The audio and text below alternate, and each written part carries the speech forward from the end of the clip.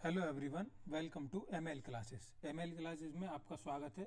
आज हम क्लास 8 की अभ्यास 1J के प्रश्नों को हल करेंगे। देखिए क्या है, निम्नांकित परिमेय संख्याओं को दशमलव रूप में व्यक्त करना है। जो हमें ये परिमेय संख्या दी गई हैं 1 2 3 4, ये चार जो परिमेय संख्या दी गई हैं इन्हें हमें दशमलव में व्यक्त करना है। मतलब अगर हमें कोई संख्या दशमलव में व्यक्त करनी है तो हम क्या करते हैं, जैसे 11/3 दिया गया है तो हम क्या करेंगे, 11 में 3 का भाग करते हैं। जो ऊपर अंश में संख्या दी गई है उसे हम भाग के अंदर लिखते हैं और जो हर वाली संख्या होती है उसका हम उसमें भाग देते हैं। तो देखिए 11/3 दिया गया है हमें, 11/3, तो हम ऊपर वाली संख्या को कहाँ लिखेंगे, भाग के अंदर, और हर वाली संख्या को भाग के बाहर लिखेंगे। तो देखिए 3 का भाग 11 में देंगे, कितनी बार जाएगा, 9, 3 बार 9। 11 में से 9 घटाएंगे तो कितना बचेगा, 2। अब क्या करते हैं, 3 का भाग 2 में नहीं जाएगा तो हम क्या करेंगे, दशमलव लगाएंगे। दशमलव लगा के एक जीरो उतार लेंगे। अब 3 का भाग 20 में देंगे, कितनी बार जाएगा, 3 6 18। कितना बचा, 20 में से 18 गया तो 2। फिर एक जीरो बढ़ा लेंगे क्योंकि 3 का भाग 2 में नहीं जाएगा।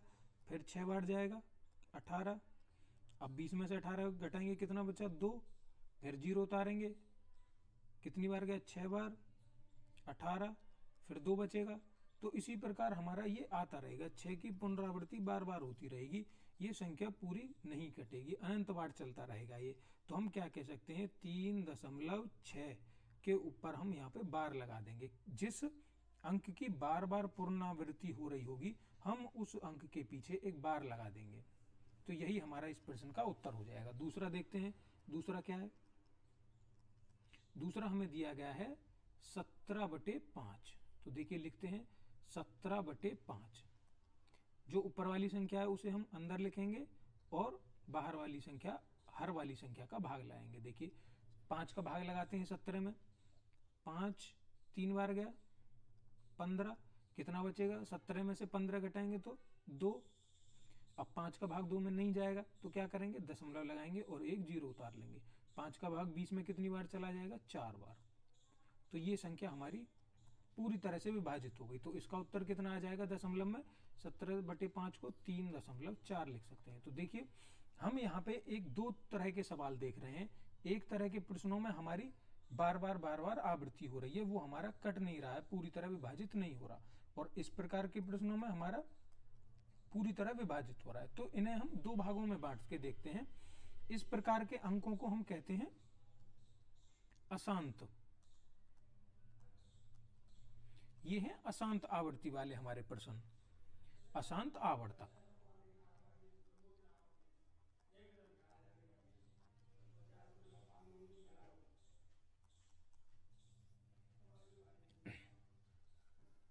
और इस प्रकार के प्रश्नों को जिनमें हमारा पूरी तरह विभाजित हो जाए तो हम उन्हें कहते हैं शांत। तो ये हमारे शांत प्रकार के प्रश्न होते हैं, शांत आवर्ती वाले, शांत आवर्ती वाले। आगे जब हम इन प्रकार के प्रश्नों को हल करेंगे तो हम इनकी ट्रिक देख लेंगे। ऐसा नहीं है कि हमें हर बार ही भाग करना पड़ेगा। तो तीसरा देखते हैं, तीसरा क्या दिया गया है, 19/6। क्या करेंगे, 19 में 6 का भाग लगाएंगे, कितनी बार जाएगा, 3 बार। 19 में से 18 घटाएंगे, कितना बचा, 1। 6 का भाग 1 में नहीं जाएगा तो दशमलव लगा के एक जीरो उतारेंगे। अब देखिए 6 का भाग 10 में कितनी बार जाएगा, 1 बार। तो कितना बचेगा, 10 में से 6 घटाएंगे तो 4, जीरो बढ़ा लेंगे। अब कितनी बार जाएगा, देखिए 6 का भाग 40 में करेंगे तो हम कितनी बार जाएगा, 6 6 36, क्योंकि 42 ज़्यादा हो जाएगा 7 बार। अब देखिए 40 में से 36 गया तो कितना बचा, 4। फिर जीरो उतार लेंगे, फिर 6 बार जाएगा, कितना बचा, कितनी बार गया, 36 बार, 4 बचा। तो हमारा ये बार बार आता रहेगा, मतलब 6 की आवृत्ति बार बार होती रहेगी। तो इस प्रकार से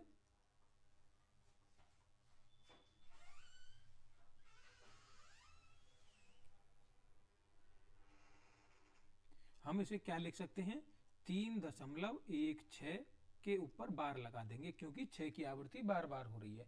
तो इस प्रश्न का उत्तर हमारा क्या हो जाएगा, 3.16 और यहाँ पे बार, या 3.166666। अब देखिए तो ये किस प्रकार का हो गया हमारा, ये अशांत प्रकार का हो गया।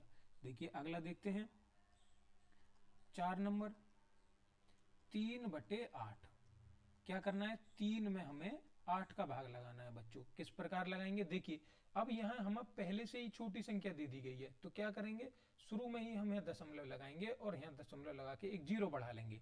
अब देखिए 8 का भाग 30 में देंगे, 8 का भाग 30 में कितनी बार जाएगा, 8 तिया 24, 8 चौक 32 ज्यादा हो जाएगा, तो 3 बार करेंगे। 24, 30 में से 24 घटाएंगे तो कितना बचा, 6। 8 का भाग 6 में नहीं जाएगा तो यहाँ एक 0 लगा लेंगे। अब कितनी बार जाएगा, 8 का 7 में पहाड़ा पढ़ेंगे, कितना आ गया, 56। 60 में से 56 को घटाएंगे, कितना बचेगा, 4। फिर 0 बढ़ा लेंगे, कितनी बार जाएगा, 5 बार जाएगा। तो क्या गया, 5 बार पूरा चला गया, कोई शेष फल नहीं बचा। तो हमारा इसका उत्तर कितना आ गया, 0.375। तो ये हमारा किस प्रकार का आ गया, ये हमारा शांत प्रकार का आ गया एक। लेकिन अभी वो हमें पूछ नहीं रहा है कि ये शांत है या अशांत है, मैं ये आपको सिर्फ आपकी इंफॉर्मेशन के लिए बता रहा हूं। हमें सिर्फ इन्हें दशमलव में बदलना था, तो हमने ये सभी संख्याएं दशमलव में बदलनी है। प्रश्न नंबर 2 देखते हैं। देखिए प्रश्न 2 क्या कह रहा है, निम्नलिखित परमेय संख्याओं को दशमलव के रूप में बदलिए। देखिए हम यहाँ पे क्या समझते हैं, अगर हमारा हर में कोई भी संख्या 2 के 2 गुणा 2 गुणा 2 के गुणनखंड के रूप में दी गई है, या कोई भी संख्या हमें 5 के गुणनखंड के रूप में दी गई है, या हमें कोई संख्या हर में 2 के या 5 के गुणनखंड के रूप में दी गई है। 3 चीजें आपको याद रखनी है, या तो वो 2 के अभाज्य गुणनखंड के रूप में हो, या 5 के अभाज्य गुणनखंड के रूप में हो, या 2 या 5 दोनों के रूप में हो। तो वो संख्या हमारी पूरी तरह विभाजित हो ही जाएगी। ऐसा नहीं है कि वो बार बार अंकों को रिपीट करती रहेगी। 2 या 5 या 2 और 5 दोनों के गुणनखंड जब भी होंगे तो वो हमारी संख्या पूरी तरह विभाजित हो जाएगी। तो देखिए अगर हम किसी संख्या के नीचे 2 के गुणनखंड बना लें तो वो हमारी पूरी संख्या विभाजित हो जाएगी। तो देखिए पहला प्रश्न हम देखते हैं, -5/4 को हमें दशमलव के रूप में बदलना है। तो देखिए कैसे करेंगे, जैसे अभी तक हम करते आ रहे हैं, -5 माइनस को ही छोड़ दो। जैसे हम 5 में 4 का भाग लगा रहे हैं तो माइनस को हम बाद में लगा लेंगे।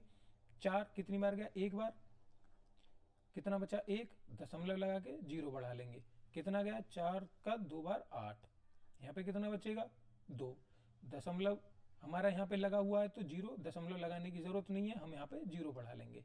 4 का कितनी बार गया, 5 बार। तो हमारा इसका उत्तर कितना आया है, 1.25। 1.25 हमारा इसका आंसर आ गया। लेकिन ये संख्या हमें माइनस में दी गई है तो इसका आंसर क्या आएगा, -1.25। कितना आएगा, -1.25। देखिए इस प्रकार के प्रश्नों को हम दूसरा तरीका भी अपना सकते हैं हल करने के लिए। देखिए कैसे करेंगे, मान लिया हमें -5/4 दी गई है, तो हमें क्या करना है, हर में हमें ऐसी संख्या की गुणा करनी है जिससे ये हमारा 10 के रूप में, 100 के रूप में, 1000 के रूप में, 10,000 के रूप में ऐसे बन जाए। तो अगर हम 4 में 25 की गुणा कर दें तो 25 की 4 में गुणा करने के बाद कितना आ जाता है, 100। तो इसी प्रकार जब नीचे 25 की गुणा करेंगे तो अंश में भी 25 की गुणा करेंगे। तो देखिए गुणा करके लिखते हैं, 25 की गुणा 5 में करेंगे तो कितना आ जाएगा, -125/4 की गुणा 25 में करेंगे तो कितना आ जाएगा, 100।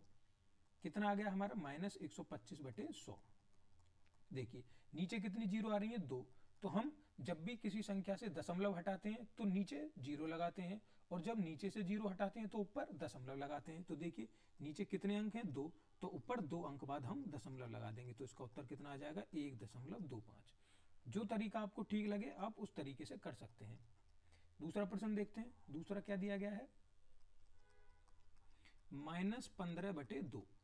देखिए 2 दिया गया है तो हम अगर इसमें 5 की गुणा कर दें तो 10 बन जाएगा, ऊपर भी 5 की गुणा कर दें कितना हो जाएगा, -15 पंजे 75/2 की गुणा 5 में करी कितना बन गया, 10। अब देखिए नीचे एक 0 है तो ऊपर एक अंक छोड़ के पीछे से दशमलव लगा देंगे तो उत्तर कितना आ जाएगा, -7.5। ये हमारा इसका आंसर आ जाएगा।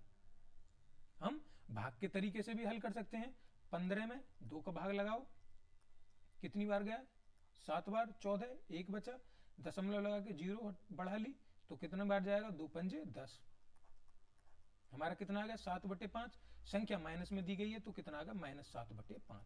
तो जो आपको तरीका सही लगे आप उस तरीके से हल कर सकते हैं। ये आपका इस प्रश्न का आंसर है। तीसरा देखते हैं। देखिए तीसरा क्या दिया गया है। तीसरा हमें दिया गया है -16/5। तो हमें दिख रहा है 5 में अगर हम 2 की गुणा कर दें तो क्या बन जाएगा, 10 बन जाएगा। तो ऊपर भी हमें 2 की गुणा करनी पड़ेगी। ऊपर 2 की गुणा करेंगे, 16 में 2 की गुणा करी कितना बन गया -32/5 में 2 की गुणा करी कितना बन गया 10। तो अब नीचे एक जीरो आ रहा है तो ऊपर हम एक अंक के बाद यहाँ पे एक दशमलव लगा सकते हैं, -3.2 हमारा इस प्रश्न का आंसर आ जाएगा। हम भाग के तरीके से भी कर सकते हैं, 16 में 5 का भाग देके हमारा आंसर यही आएगा 3/2। और संख्या माइनस में है तो हम क्या लगा देंगे -3/2। देखिए चौथा क्या कह रहा है। चौथा प्रश्न, चौथे में कह रहा है -5/9। अब देखिए यहाँ पे हम 9 को गुणा करके ऐसी संख्या नहीं बना सकते, तो हम क्या करेंगे, सीधा भाग देंगे। जैसे अभी तक हम दे रहे हैं, 5 अंश को हम बीच में लिखते हैं और हर को बाहर लिखते हैं। 5 में 9 का भाग नहीं जाएगा तो क्या करेंगे, दशमलव लगा के यहाँ एक जीरो बढ़ाएंगे। दशमलव लगा के जीरो बढ़ा लिया। अब देखेंगे कितनी बार जाएगा, 9 का भाग 9 पंजे 45। अब 50 में से 45 घटाएंगे कितना बचा 5। एक और जीरो बढ़ा लेंगे, कितनी बार जाएगा 5, फिर 45 कितना बचा 5, फिर 5 बार जाएगा 45, फिर 5 बचा। तो इस प्रकार हमारा क्या है, इसमें 5 की पुनरावृत्ति बार बार हो रही है। तो ये एक अशांत संख्या आ गई। तो हम इसे क्या लिख सकते हैं, 0.5 के ऊपर हम बार लगा देंगे। तो इस प्रकार से ये हमारा प्रश्न का उत्तर हो जाएगा। चूंकि यहाँ पे माइनस दिया गया है तो यहाँ माइनस आ जाएगा। क्या आ जाएगा इसका उत्तर, -0.5 के ऊपर बार। अगला प्रश्न देखते हैं। निम्नांकित परमेय संख्याओं में कौन कौन सी संख्याओं को शांत दशमलव में निरूपित किया जा सकता है। तो मैंने अभी आपको बताया था कि अगर कोई संख्या अपना पूरी तरीके से विभाजित हो रही है तो वो हमारी क्या कहलाती है, शांत कहलाती है। अगर वो हमारी पूरी तरीके से विभाजित हो रही है, अगर वो पूरी तरीके से विभाजित नहीं हो रही तो वो हमारी क्या कहलाएगी, अशांत कहलाएगी। तो वही हमें देखना है कि ये पूछ रहा है कौन कौन सी संख्या शांत दशमलव में निरूपित किया जा सकता है, मतलब कौन कौन सी संख्या इन सभी में ऐसी हैं जो पूरी तरह विभाजित हो जाएंगी। तो देखिए हमने अभी देखा था, अभी मैंने आपको एक तरीका बताया था। अगर हर हमारा अभाज्य गुणनखंड 2 या 5 के रूप में है, मतलब कोई हर हमारा 2 गुणा 2 गुणा 2, उसमें 2 के अभाज्य गुणनखंड हैं या 5 के अभाज्य गुणनखंड हैं, या 2 या 5 दोनों के अभाज्य गुणनखंड हैं उसमें, तो वो हमारी संख्या पूरी तरह विभाजित हो जाएगी। तो देखते हैं हम, जैसे पहली संख्या हमें दी गई है 1/4। क्या हम 4 को 2 के गुणनखंड के रूप में लिख सकते हैं? हाँ लिख सकते हैं। जैसे 1/2 गुणा 2 के रूप में लिख सकते हैं। तो ये हमारी संख्या पूरी तरह विभाजित हो जाएगी। तो ये कैसी संख्या हो जाएगी, एक शांत संख्या हो जाएगी। शांत दशमलव के रूप में इसे निरूपित किया जा सकता है। देखो करके भी देख लेते हैं हम। क्या दिया गया है, 1/4। 1/4 दिया गया है तो एक में हम कितने का भाग लगाएंगे, 4 का। तो देखिए दशमलव लगा के हमें जीरो बढ़ा लेंगे, कितनी बार जाएगा, 4 दूनी 8, कितना बचा 2, फिर जीरो बढ़ा लेंगे क्योंकि 4 का भाग 2 में नहीं जाएगा, 5 बार गया, 4 पंजे 20। तो हमारा उत्तर कितना आ गया, 0.25। और ये हमारा पूरी तरह विभाजित हो गया। तो इस प्रकार ये हमारी कैसी संख्या हो गई, एक शांत संख्या हो गई। देखिए दूसरा प्रश्न देखते हैं। दूसरा क्या दिया गया है, 11/8। देखिए 8 को भी हम क्या कर सकते हैं, 11/2 गुणा 2 गुणा 2, 2 दूनी 4 दूनी 8। तो हमने इसे 2 के अभाज्य गुणनखंड के रूप में लिख लिया। तो ये भी हमारी कैसी संख्या होगी, एक शांत संख्या होगी। इसे भी शांत के रूप में निरूपित किया जा सकता है। तीसरा देखते हैं। तीसरा क्या कह रहा है, -27/4। 27/4 है तो -27/4 को भी हम क्या लिख सकते हैं, 2 गुणा 2 के रूप में। तो ये भी हमारी एक शांत संख्या के रूप में निरूपित की जा सकती है। चौथा प्रश्न देखते हैं। चौथा क्या है, -33/10। 33/10 दे रखा है तो -33/10 को क्या लिख सकते हैं, 2 गुणा 5। तो अब यहाँ पे अभाज्य गुणनखंड हमारा 2 का और 5 का दोनों का आ रहा है, तो हम इसे भी शांत संख्या के रूप में निरूपित कर सकते हैं, किया जा सकता है। पांचवा क्या दे रखा है, 2/7।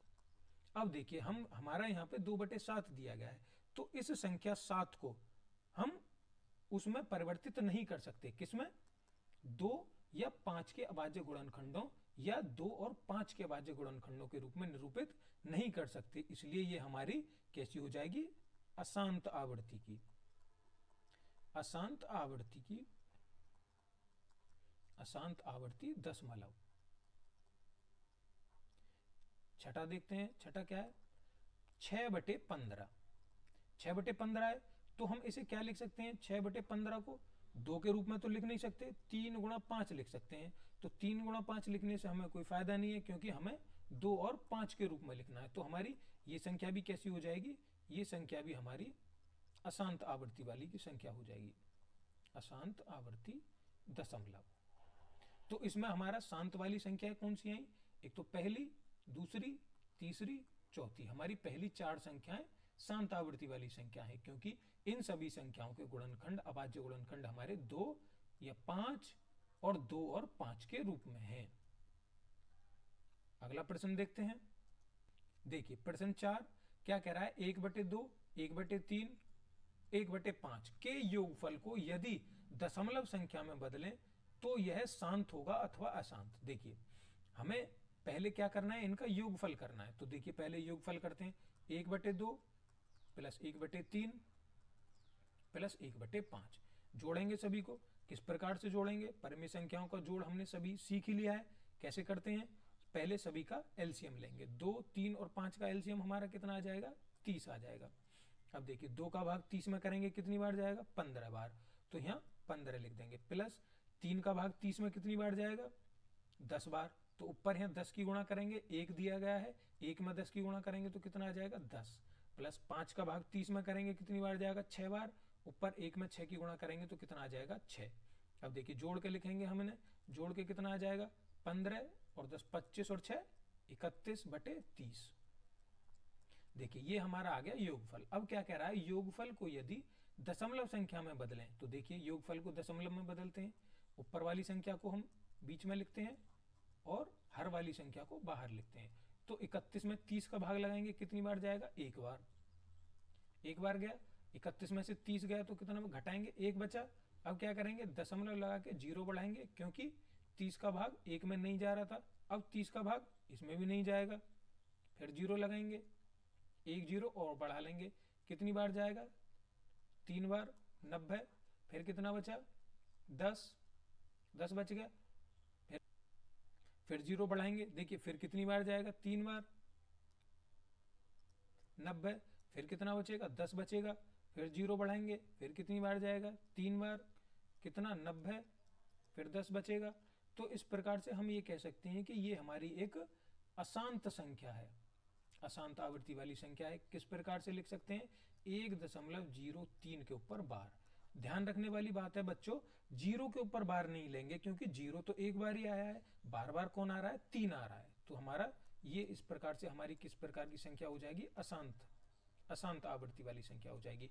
इसे हम, जैसे हमारा यहाँ पे 30 दिया गया है, तो हम 30 को क्या कर सकते हैं? एक गुणनखंड के रूप में भी लिख सकते हैं। जैसे 30 के, जैसे 31/30 दिया गया है, तो 30 के गुणनखंड हम करके देखें क्या आएगा? 2 गुणा 3 गुणा 5।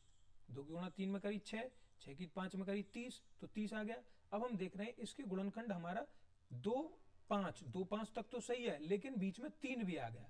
तो हम डायरेक्ट भी लिख सकते थे कि 2 और 5 के गुणनखंड, अगर हमारे अभाज्य गुणनखंड सिर्फ 2 और 5 के बनते तो हमारी ये शांत हो जाती, लेकिन यहाँ पे 3 आ गया, तो हमारी ये कैसी हो जाएगी? अशांत आवृत्ति की संख्या हो जाएगी।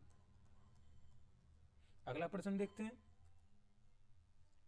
निम्नांकित परिमेय संख्याओं में से किस किस का शांत दशमलव में निरूपण नहीं हो सकता? देखना है हमें कौन कौन सी संख्या शांत दशमलव में नहीं बदली जा सकती है, हमें ये देखना है। देखिए शांत दशमलव में नहीं बदली जा सकती मतलब हमें देखना है कि उनका हमारा गुणनखंड नहीं बनेगा।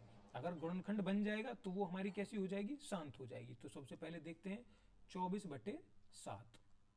तो देखिए 7 तो एक अभाज्य गुणनखंड है, तो 7 को तो हम 2 या 5 के रूप में किसी भी प्रकार नहीं लिख सकते।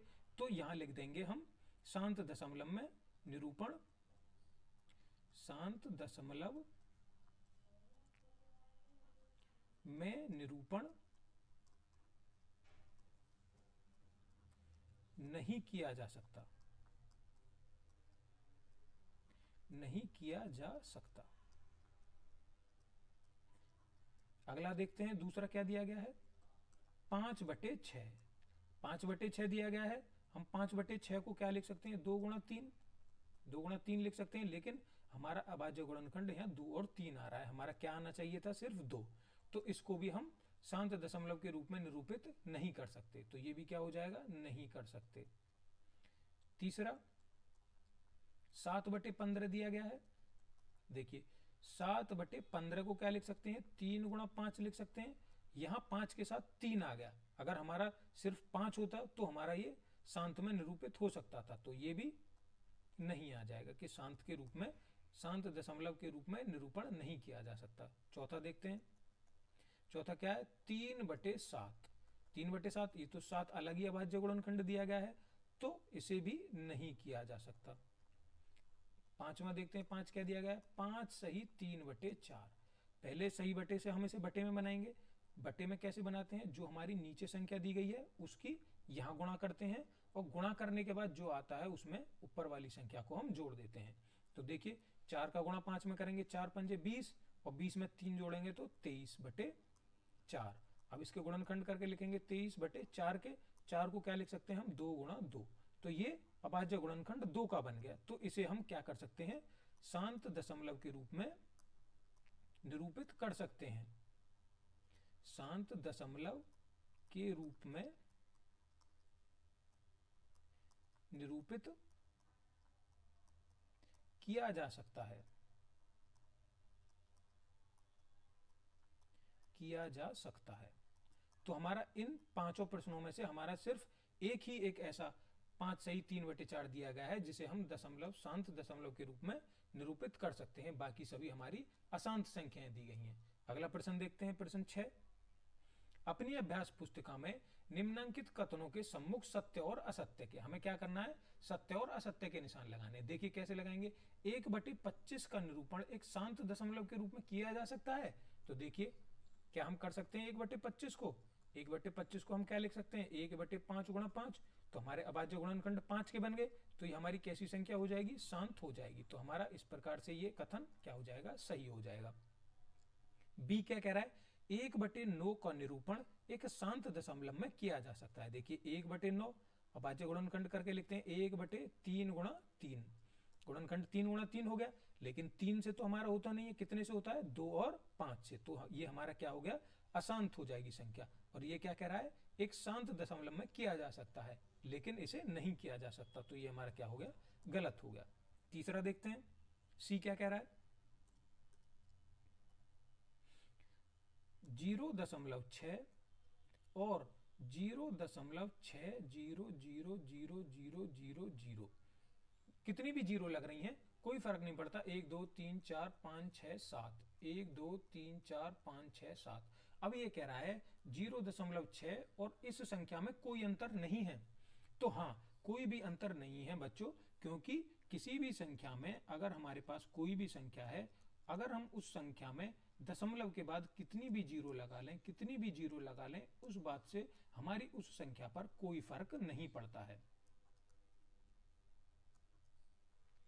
तो देखिए इस संख्या पर हमारा कोई फर्क नहीं पड़ेगा, दशमलव के बाद जीरो का कोई फर्क नहीं पड़ता है। तो हमारा ये सब क्या हो जाएगा, ये प्रश्न सत्य हो जाएगा, सही हो जाएगा। 3/7 अपने दशमलव संख्या के रूप में अशांत आवर्ती नहीं है। 3/7 बताना है कि हमें ये अशांत नहीं है। तो देखिए 3/7 हर में 7 दिया गया है, तो ये अभाज्य गुणनखंड है। तो 7 एक अभाज्य गुणनखंड है, तो ये हमारा अशांत आएगा, क्योंकि शांत आवर्ती वाली संख्या कौन सी होती है, जिनके अभाज्य गुणनखंड 2 और 5 होते हैं। और यहाँ पे अभाज्य गुणनखंड क्या दिया गया है, 7। तो यह हमारी कैसी हो जाएगी, अशांत। और जबकि ये क्या कह रहा है कि अशांत आवर्ती की नहीं है, तो ये हमारा प्रश्न क्या हो जाएगा, गलत हो जाएगा। तो इस प्रकार से आपके अभ्यास के सभी प्रश्न यहाँ पे समाप्त होते हैं।